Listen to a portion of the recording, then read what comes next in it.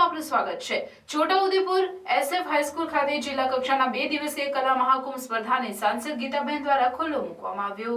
ગુજરાત સરકારના રમતગમત યુવા અને સાંસ્કૃતિક પ્રવૃત્તિઓ ગાંધીનગરના ઉપક્રમે જિલ્લા યુવા અને સાંસ્કૃતિક પ્રવૃત્તિઓની કચેરી છોટાઉદેપુર તથા એસએફ હાઈસ્કૂલના સહયોગથી અલગ અલગ કલાને જાહેરમાં અભિવ્યક્ત કરવા માટેનો ઉત્સવ કલા મહાકુંભ 2024ની સ્પર્ધાઓને છોટાઉદેપુરના સાંસદ ગીતાબેન દ્વારા ખુલ્લો મૂકવામાં આવ્યો હતો। ભારતીય સંસ્કૃતિને ઉજાગર કરતી જુદી જુદી કલાઓને જીવંત રાખતા કસબીઓને રાજ્ય કક્ષાનો મંચ પૂરો પાડતા ઉત્સવ કલા મહાકુંભમાં પ્રાસંગિક ઉદ્બોધન કરતા ગીતાબેને જણાવ્યું હતું કે આ સ્પર્ધાની ખાસિયત એ છે કે કોઈ પણ ઉંમરના નાગરિકો આ સ્પર્ધામાં ભાગ લઈ શકે છે। વિદ્યાની સાથે ખેલ મહાકુંભ કલા મહાકુંભનું આયોજન કરીને વિદ્યાર્થીઓમાં રહેલી કલાને બહાર લાવી પ્રોત્સાહન આપવામાં આવે છે। દરેક તાલુકામાંથી સ્પર્ધાના વિજેતા બનેલ સ્પર્ધકો વચ્ચે 2 દિવસીય સ્પર્ધા યોજાશે। જિલ્લાના વિજેતા બનેલા સ્પર્ધકો રાજ્ય કક્ષાની સ્પર્ધામાં વિધિવત ભાગ લેશે। સાંસદે વધુમાં કહ્યું હતું કે આદિવાસી જિલ્લામાં પણ કલા અને સંસ્કૃતિ છુપાયેલી છે। પરેશ રાઠવાએ પોતાના પીઠોર ચિત્રકલા થકી પદ્મશ્રી એવોર્ડ મેળવ્યો છે। ચલામલીના આઝાદ કોલચા નામના વિદ્યાર્થીએ વાંસળી વાદન થકી પ્રસિદ્ધિ મેળવી છે। આમ વનબંધુઓમાં કલા અને કૌશલ્ય સમાયેલા છે જેને લોકો સમક્ષ બહાર લાવવાની જરૂર છે તેમ ગીતાબેન દ્વારા જણાવવામાં આવ્યું હતું। સૌ કલાકારોને ભાગ લેવા બદલ ગીતાબેને શુભેચ્છા પાઠવી હતી।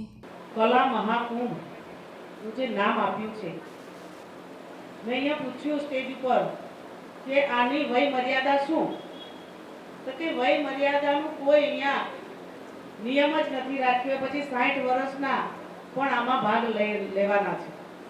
ત્યારે આવો એક આનંદનો ઉત્સવ દરેક તાલુકા કક્ષાએ કરીને આજે અહીંયા જિલ્લા કક્ષાએ 2-3 દિવસનો આ કાર્યક્રમ છે। આજનો આ ઉદ્ઘાટન પ્રસંગનો કાર્યક્રમ છે। અહીંયા ઘણા બધા અલગ અલગ જે પ્રવૃત્તિઓ, એ પછી રાસ ગરબા, આપણું આદિવાસી નૃત્ય હોય, લગ્ન ગીત ગાવાનું હોય, વક્તૃત્વ સ્પર્ધા, નિબંધ સ્પર્ધા, આ તમામ પ્રકારની આ સ્પર્ધાઓ અહીંયા યોજાવાની છે। કે આવા તમામ જે પ્રોગ્રામો છે એમાં વિદ્યાર્થીઓની સાથે સાથે અમારા જેવા જે મોટી ઉંમરના પણ ભાગ લે કે અમને પણ વિદ્યાર્થી જીવન યાદ આવે। ખરેખર આ સમયે યાદ આવે, કારણ કે એ વખતે કાંઈ જ નહોતું। इसीलिए तो कहते हैं कि फूलों ने खिलवा। मित्रों, आ तमाम खेलैयाओने आउ सुंदर मजानो प्ले भारतीय संस्कृति એટલે કે વિશ્વની અજોડ સંસ્કૃતિમાં દરેક પ્રોગ્રામની શરૂઆત નરેન્દ્રભાઈ મોદી સાહેબનો એક જ ઉદ્દેશ્ય છે કે જ્ઞાનની સાથે સાથે આવી પ્રવૃત્તિઓ સાથે પણ વિદ્યાર્થીઓ જોડાય। કે આવા બધા રમતો ચાલતા હોય, ખેલ મહાકુંભ ચાલતા હોય, આ કલા મહોત્સવ ચાલતા હોય, તો એમાં આપણે ખૂબ સારા ઉમંગથી સારી રીતે ભાગ લઈએ।